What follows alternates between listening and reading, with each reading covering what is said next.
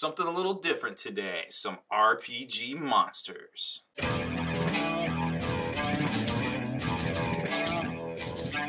Spiky bits. Welcome back, everybody. I am visiting White Metal Games again, checking out some of these big RPG monsters, and we've got Michelle here to tell us all about them. Hey guys, how's it going? So, which one do you want to start talking about first? Let's talk about Narthrax. Oh, the dragon. Is that the dragon? Mm-hmm. So we found a dragon. Tell me about this guy here. Okay, so Narthrax is a Reaper figure, and he is Reaper bone, so he's not pewter or anything like that. He's a pretty easy build. He didn't have a lot of mold lines that needed to be corrected or fixed or anything like that. So he's a relatively inexpensive. I believe he's less than $20 just for this guy right here. Okay. Very inexpensive, and we were able to do a lot with him. He comes with the base as well, so we were able to do a lot of different. It's kind of chunky. It's definitely it's weighty enough that he wouldn't like fall over or anything. No, and you think that he would, but he's a really sturdy guy. Super sturdy, yeah. That's what I was checking out precariously, so in case he fell and I was recording, it wouldn't be awkward.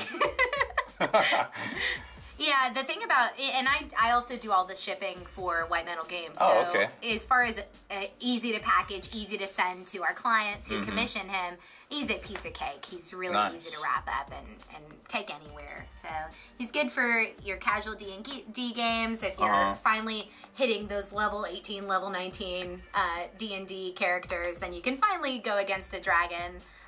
If you have the right squad, of course. Right. But we were able to do a lot of different things with him. The idea with the client wanted a lava dragon. Okay, So they wanted him to look like he came from magma. And we actually were able to use stencils. I noticed that. This is a Fallout stencil, and it's actually the magma stone stencil. So we were able to use that. So that would look good on like some Salamander Space Marines too, probably, or something. Definitely. And y'all sell, I think I've been to your eBay store, you sell the Fallout stencils as well, right? We sell the Fallout stencils and the Fallout decals and transfer sheets as well. And they have some pretty great stuff, so. Nice. Up next is a very easy to pronounce monster. Go for it. Okay. Aradamar Penkardrag of Dugad. Yup. Nailed it. We did the best we could. Yes, I literally could not have done better. I too am from the South. We talk good. Yes, we talk very good. So what can you tell me about this guy here? So he is Mears Miniatures, which is actually my favorite, not to call any favorites, but he's definitely, Mears Miniatures has one of my favorite lines of models. The resin is just so quality, you can get right into the nitty-gritty details of a model and see everything that there is to see, all the way from the top to the bottom of the model. It definitely reminds me on the 40K side of things, or I guess on the more like tabletop, mainstream kind of like game type deal, to not put a specific label on it. The non-RPG, I guess, is this reminds me more of like the Creature Caster side of things, like some really interesting and intricate sculpts from, you know, kind of like an independent label, so to speak. For sure. He definitely gives off that blood for the blood god vibe, for sure. So this is something that, is this one of those that you guys list just kind of generically for folks to pick up, or was this like a specific commission type deal? So this one was a specific commission. Okay. Normally people will see our eBay listings and they'll go, oh, that's the model I want.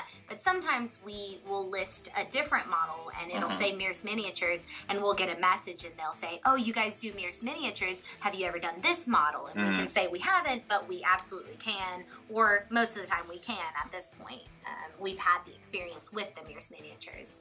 Nice. And now all the base and everything comes with it, or although I know it's, but like the texture and stuff was added. So this is typically what we would call our classic earth, but built up a notch. So the added stone in there, the tufts of grass, all of that stuff is expected with our scenes, with our basing elements. Nice. I dig it.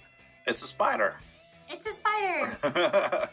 Hopefully he doesn't bite. I think he might, judging by the look of it here. So what's this little guy all about? So this is Ungol. He's a Tomb Spider warrior from Mears Miniatures, and if you've ever been to the Mears site, then you know that they have a Tomb Spider kit of warriors. So they have 3 different Tomb Spiders. We actually chose Ungol, but we positioned him a little differently. Normally, this model is kind of going upward, so his front paws are up. I don't know if they're called pincers. Paws. Pincers? Yes, they're usually up, but we've kind of got him going at a downward angle, nice. as you can see. I'm not an insectologist, but I think there's a thorax involved here. I don't know. I couldn't tell you a single thing about them. Arachnids, maybe? There you go. They have several legs. So, again, this looks very well detailed. Now, I said little guy, but this is I just lifted it up. It's an 80 mil base. Yeah. So he's not really that little. He's little in the sense of compared to the other monsters that were there, but he's definitely not little if you put him up next to a 28 millimeter character or an 11 millimeter scene or anything like that. And that's most tabletop games go somewhere in between 11 to 28 millimeter. He's very large, and as you can see, he kind of has this spider webbing that we've added. Yeah. Which is really neat. I was trying not to like mess it up. Oh no, we can add as much as we need. That stuff is from Green Stuff World, and it's just spider webbing, and it's fantastic. Oh, okay. And they have it so that you can add it as much as you like, or just add a little bit here and there to say, oh, it's a spider.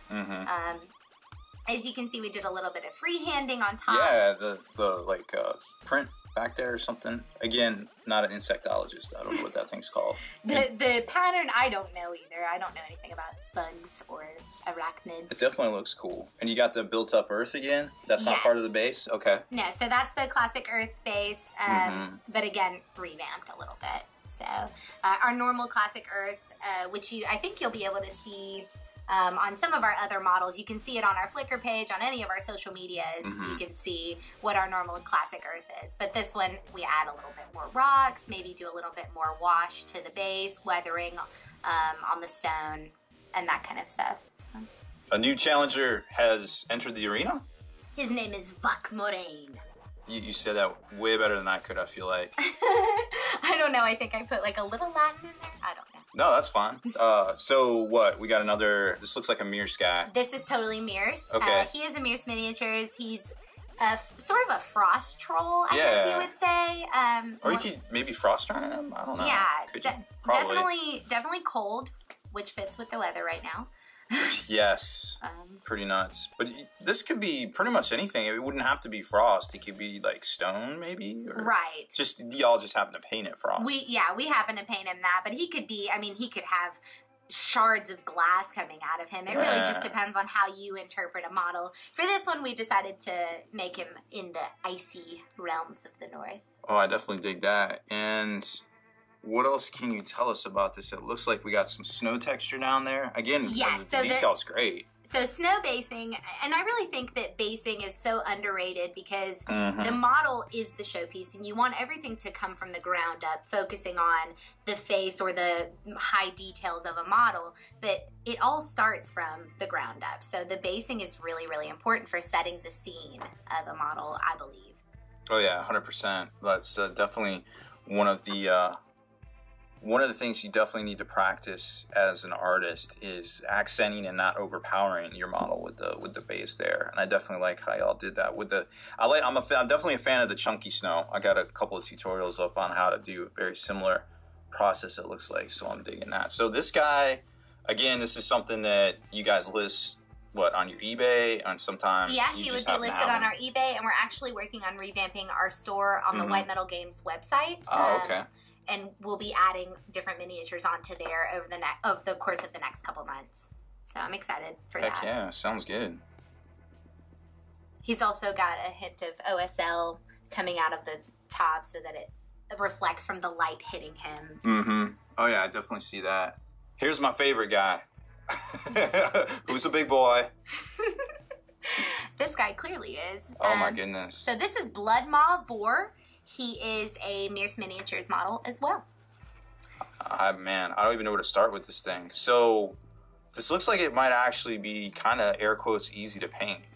So typically, people think that large models are more difficult to paint and therefore more expensive, but that's not always the case. Just like you said, he's got a lot of the same skin tones all over most of his body. There's not a lot of details to him other than right here on the arm and especially the mouth area, the nails, the claws, things like that. But those are all the same color inherently. But those are all the same color. So it's really, he has less colors than any of the other models that we've seen today. So, but still, I feel like he's one of the most striking, which is really awesome. You know, a testament to, like I said, you know, the way you guys seem to kind of paint things. It's so different from everyone else. So I really like him. Let's get a look inside his mouth, his maw. Was that it? Was that what it was? Yeah, he's got a maw, blood maw.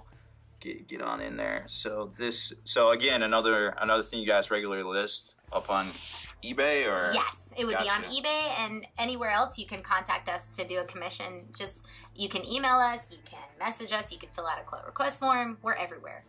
Or just call Caleb and be like, "Hey man, I need this thing." Yes. And then he'll tell me that. Yes. Yeah. Okay. Got it.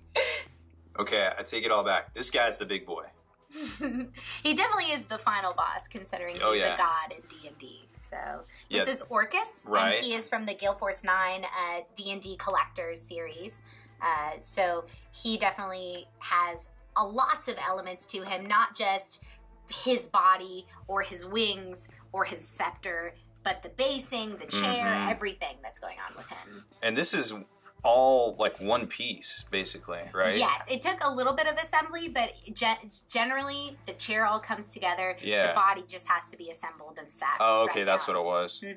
Yeah, this is crazy. Gale Force 9 really has it going on with these collector editions they've been doing. Yeah, and we've had an opportunity to do a lot of these models. We've done Zug Tamoy, we've done the Demogorgon, we've done lots of different models from them, and every single one has this epic basing element to it, and everyone seems to tell a story, which I think is the most fascinating. Yep, which again is exactly, you know, what we were talking about earlier with the basing. It has to accent and not overpower and not be the focal point. Right, and we had the client, one of the funny things, this was actually one of my clients, and he asked for OSL on the skulls originally, and I had to say, do you mean all of the skulls? Because that would have changed the model completely. And he was like, no, it's the scepter and the helmet. Face. So. But I imagine that's one of the things, too, that like once you guys get working with folks, you kind of build up that rapport. Yeah, so this client has commissioned multiple times with us, so I knew that I could ask him these kinds of questions and sort of figure out what he meant. Because a lot of times clients don't know what they want. Do you say, do you want this? And they say, yeah, that's what I wanted the whole time. Or why they, I know I like to order my food by picture. You know, like if I don't see a picture of my food, because I got the glutens, but I like to always order by picture, so I can imagine, you know, when it comes to something visual like this, that definitely comes in handy. So, for sure. So I guess long story short, make sure you ask lots of questions. They're definitely here to help. They're always super good, super easy to work with. Been dealing with these guys for years. So, well, I think we got through all of them here. Anything else? No, I think that's it. Make sure you check out Spiky Bits and make sure you check out White Metal Games, which you're already here anyway. So. Yeah, all the commission for all your commission and conversion needs. Definitely check them out. What is it? White Metal Games. WhiteMetalGames.com or any of our social medias, and make sure you check us out on Twitch, White Metal Games TV. Spiky Bits.